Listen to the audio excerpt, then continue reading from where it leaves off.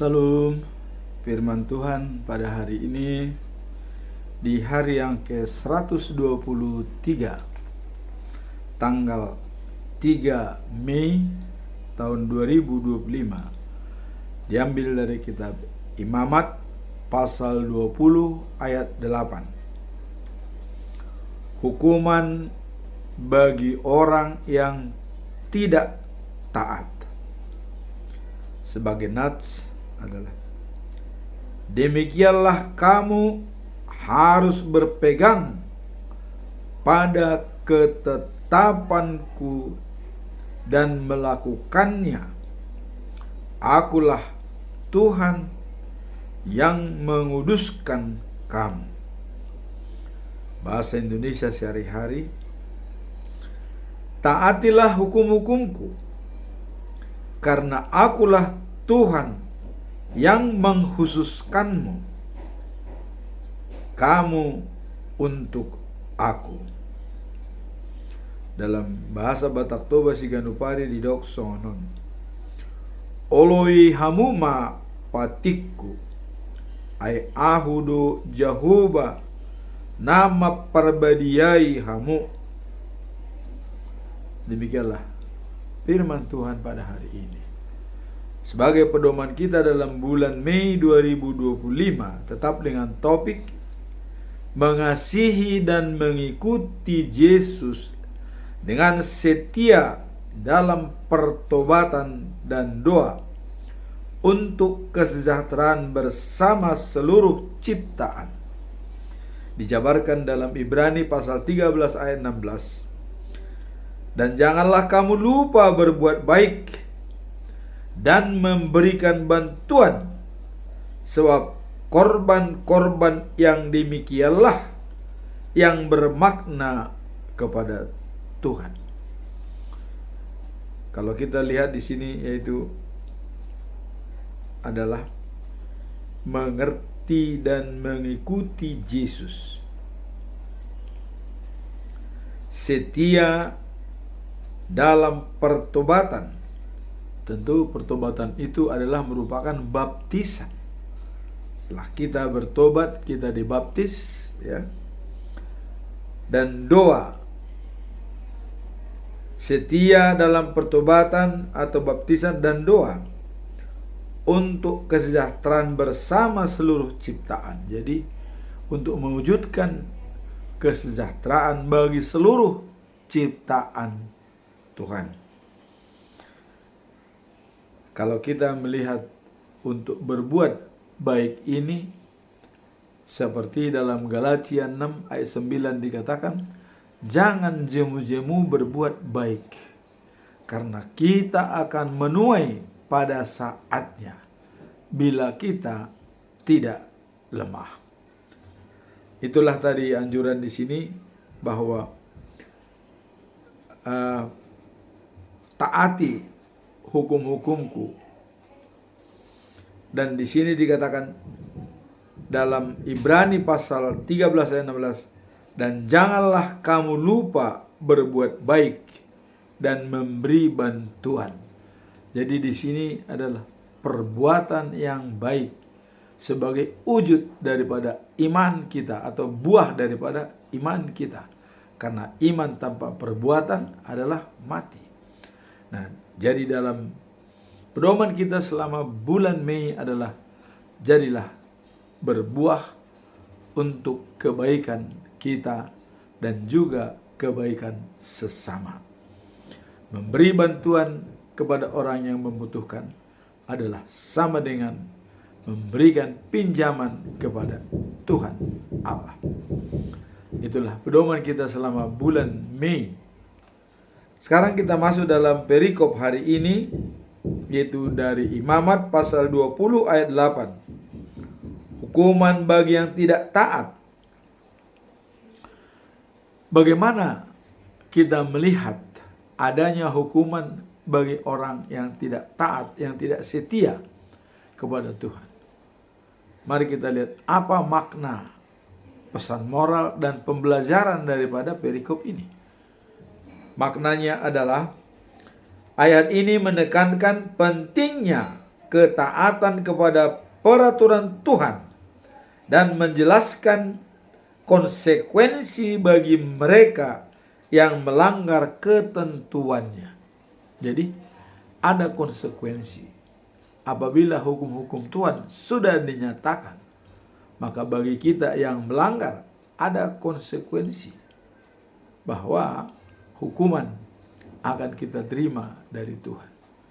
Dan kita tahu dalam hukum-hukum Taurat ada 10 hukum yang harus kita turuti. Hukum yang pertama seperti akulah Tuhan Allahmu. Tidak ada Allah lain. Hanya Dia. Tidak ada yang lain yang bisa menyaingi Dia. Itu salah satu. Nah kemudian kalau kita lihat hukum yang kelima, hormatilah orang tuamu. Ya. Supaya panjang umurmu di tanah yang diberikan oleh Tuhan kepadamu. Jadi dengan panjang umur kita hormat pada orang tua. Kalau kita tidak menghormati orang tua, apakah lawan panjang umur atau pendek umur? Bisa jadi bahwa konsekuensi daripada tidak menuruti hukum Tuhan itu pasti ada. Maka di sini dikatakan makna tadi ayat ini adalah menekankan pentingnya ketaatan kepada peraturan Tuhan dan menjelaskan konsekuensi bagi mereka yang melanggar. Jadi ada konsekuensi bagi yang melanggar. Nah sekarang kita masuk dalam pesan moral daripada perikop ini. Menjalankan disiplin spiritual dan tanggung jawab pribadi dalam menjalankan kehidupan sehari-hari. Jadi dalam kehidupan sehari-hari ada menjalankan disiplin dan spiritual dan tanggung jawab pribadi. Jadi mengenai spiritual kita itu adalah merupakan tanggung jawab pribadi untuk menjalankan kehidupan sehari-hari. Itulah pesan moral daripada perikop ini. Jadi menjalankan disiplin spiritual dan tanggung jawab pribadi dalam kehidupan sehari-hari. Sekarang apa pembelajaran daripada perikop ini? Ya. Saya coba melihat di sini ada 5 pembelajaran dari perikop ini. Pembelajaran pertama, menjalankan kehidupan ya sesuai kehendak Allah. Ya. Dan suatu keharusan yang tidak bisa diabaikan. Jadi menjalankan kehidupan sesuai kehendak Allah adalah suatu keharusan yang tidak bisa diabaikan.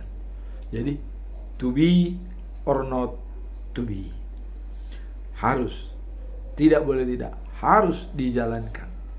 Itulah pembelajaran pertama. Pembelajaran kedua, kita diajak untuk memahami bahwa setiap tindakan kita memiliki konsekuensi baik di dunia ini maupun di hadapan Allah. Jadi tindakan kita itu sudah ada konsekuensi di dunia dan di akhirat. Kalau di dunia mungkin hukuman, masuk penjara, pengadilan. Kalau di akhirat ya kita tidak mungkin bisa masuk dalam kerajaan Allah untuk mencapai ya kehidupan yang abadi. Itulah konsekuensi apabila kita tidak mentaati hukum Tuhan. Jadi kamu harus memegang teguh hukum-hukum Tuhan dan melaksanakannya. Allah mengingatkan umatnya hidup dalam ketaatan, mencerminkan iman dan komitmen. Itulah bagian yang kedua. Kemudian pembelajaran yang ketiga, kita diajarkan untuk memahami setiap tindakan kita dan memiliki konsekuensi baik di dunia dan di akhirat. Nah, tadi sudah kita jelaskan. Kemudian pembelajaran yang keempat, kita harus berusaha untuk hidup sesuai dengan firman-Nya. Jadi harus sesuai dengan firman Tuhan.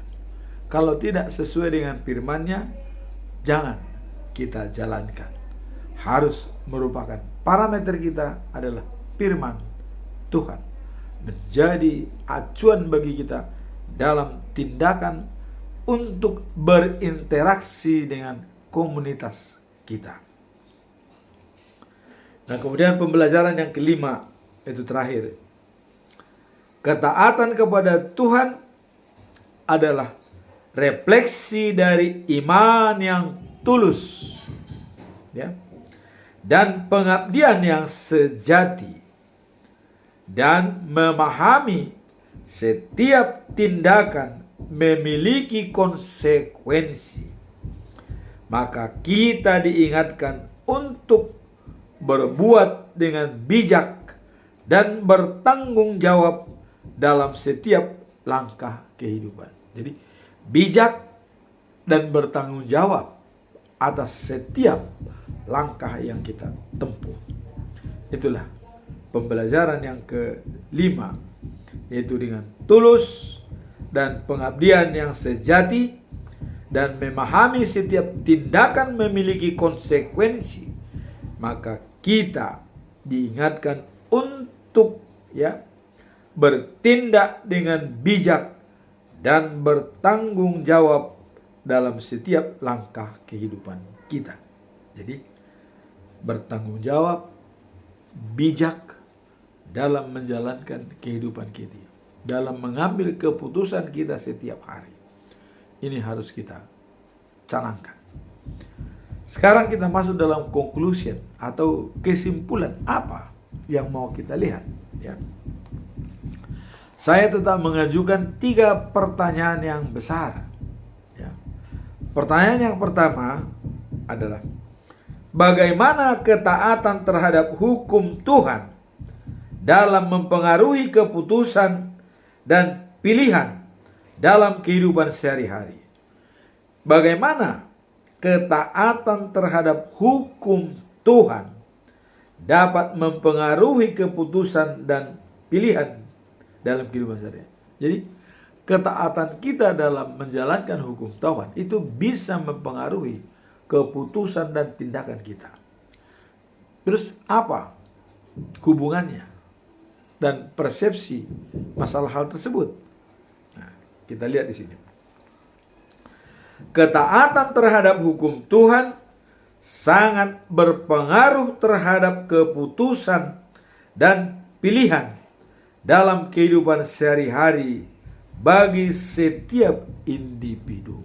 Jadi dikatakan di sini bahwa ketaatan terhadap hukum Tuhan sangat berpengaruh terhadap keputusan dan pilihan dalam kehidupan sehari-hari.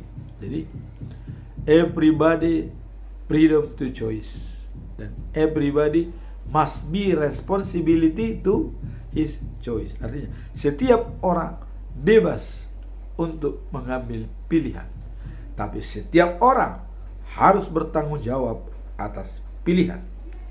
Nah, dengan ketaatan terhadap hukum Tuhan sangat berpengaruh terhadap keputusan dan pilihan dalam kehidupan sehari-hari bagi setiap individu. Kita lihat dalam 1 Samuel pasal 13 ayat 22. Dan Samuel berkata, apakah Tuhan lebih suka pada korban bakaran dan korban sembelihan daripada mendengarkan suara Tuhan? Ini pertanyaan daripada Samuel, ya. Nah, di sini dikatakan, sesungguhnya mendengarkan lebih baik daripada korban sembelihan, taat lebih baik daripada lemak domba. Jadi di sini ditekankan bahwa sesungguhnya mendengar itu lebih baik daripada korban sembelihan, dan taat lebih baik daripada lemuk ya, yang gemuk-gemuk. Jadi sapi atau lembu yang gemuk-gemuk atau domba ya, taat itu lebih baik daripada domba-domba yang gemuk. Ayat ini mengingatkan kita tentang pentingnya ketaatan kepada Tuhan di atas segala bentuk ibadah atau ritual. Jadi dalam setiap bentuk ibadah yang kita lakukan dan ritual-ritual yang ada, di sini ditekankan bahwa ayat ini mengingatkan kita tentang pentingnya ketaatan kepada Tuhan. Jadi taat itu adalah yang utama diharapkan dalam ritual-ritual peribadatan kita. Dalam kehidupan sehari-hari, ketaatan terhadap hukum Tuhan dapat menjadi panduan dalam setiap keputusan dan pilihan ya, termasuk dalam pekerjaan dan integritas atau interaksi. Jadi dalam berinteraksi dengan orang lain, interaksi sosial ya, dengan menjalankan hidup sesuai dengan prinsip-prinsip ilahi. Apa itu? Yaitu karakter Allah adalah kasih. Jadi prinsip-prinsip ilahi ya, seorang tidak hanya menemukan kedamaian.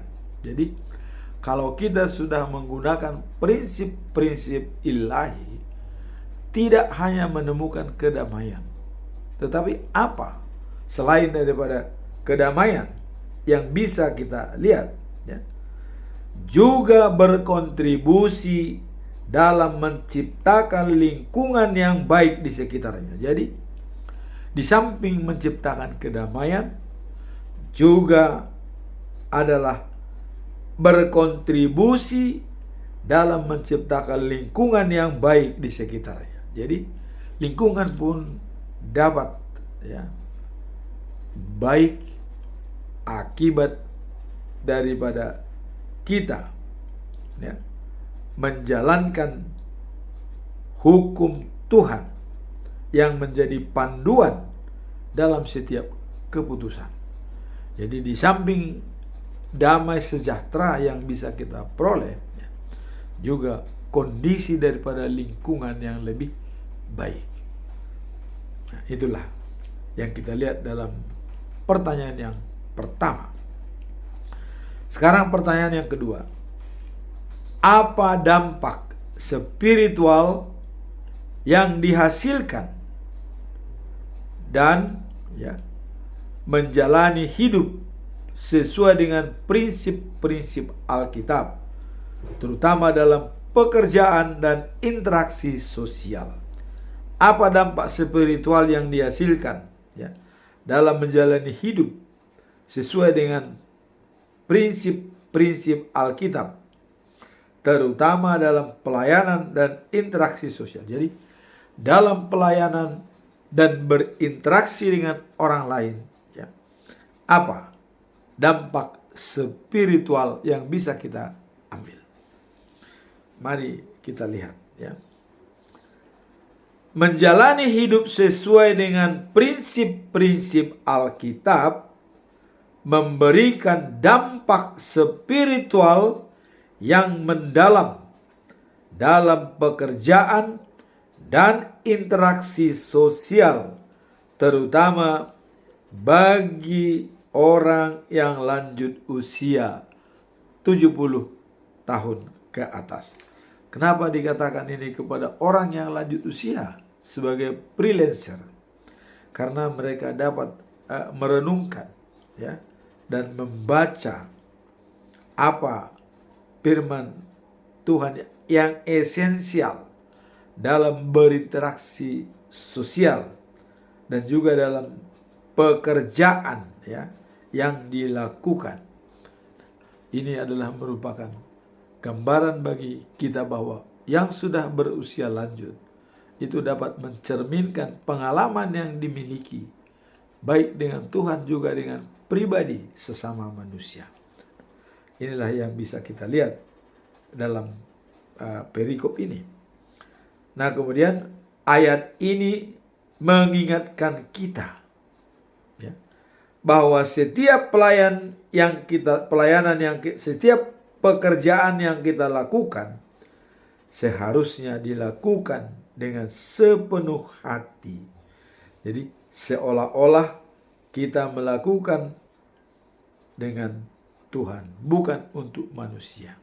Nah, ini tertulis dalam Kolose pasal 3 ayat 23. Dikatakan ya, apapun juga yang kamu perbuatlah itu dengan segenap hatimu, seperti untuk Tuhan dan bukan untuk manusia. Jadi setiap langkah, setiap pekerjaan yang kita lakukan harus ada pada kita semacam paradigma kita bekerja untuk Tuhan, bukan untuk manusia. Maka dapat dikatakan bekerja itu adalah merupakan ibadah kita untuk meningkatkan spiritualitas iman kita.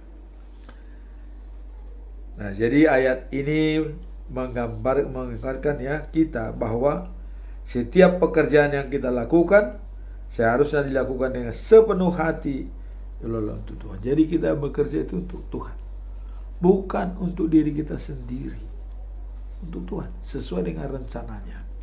Itulah yang diinginkan dalam Kolose pasal 3 ayat 23.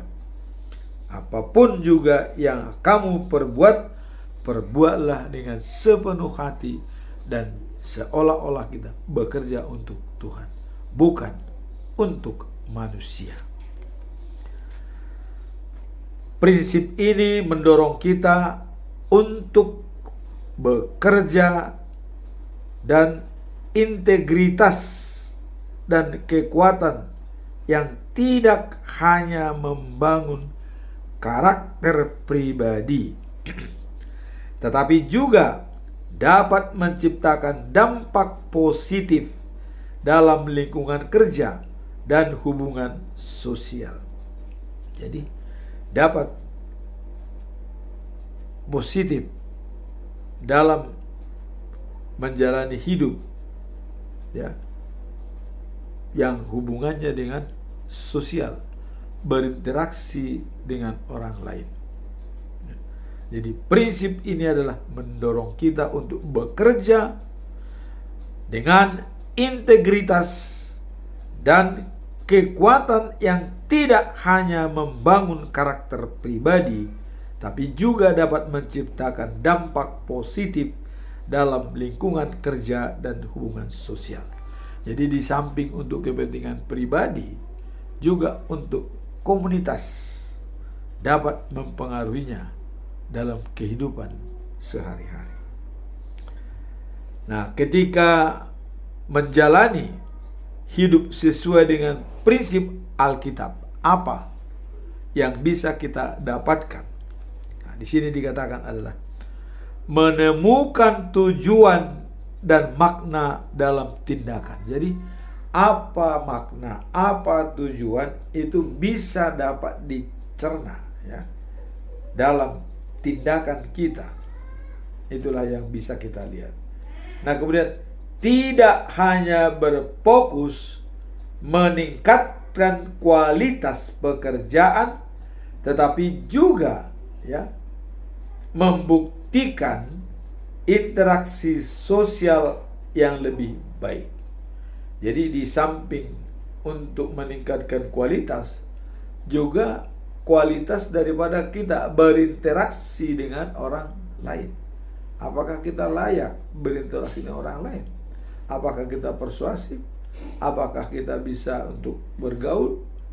Inilah yang dikatakan tidak hanya berfungsi meningkatkan kualitas, tetapi juga membuktikan interaksi sosial yang lebih baik. Jadi pembuktiannya adalah hubungan dengan orang lain. Dari situlah kita dilihat apa yang dikatakan bahwa tidak hanya berfungsi untuk meningkatkan kualitas pekerja, tapi juga membuktikan interaksi sosial yang lebih baik. Nah, kemudian di sini juga menciptakan komitmen sebagai konsepsi sistem, saling membangun, saling mendorong, saling berhubungan, saling mempengaruhi, dan saling berkaitan antara yang satu dengan yang lainnya. Itulah konsepsi sistem.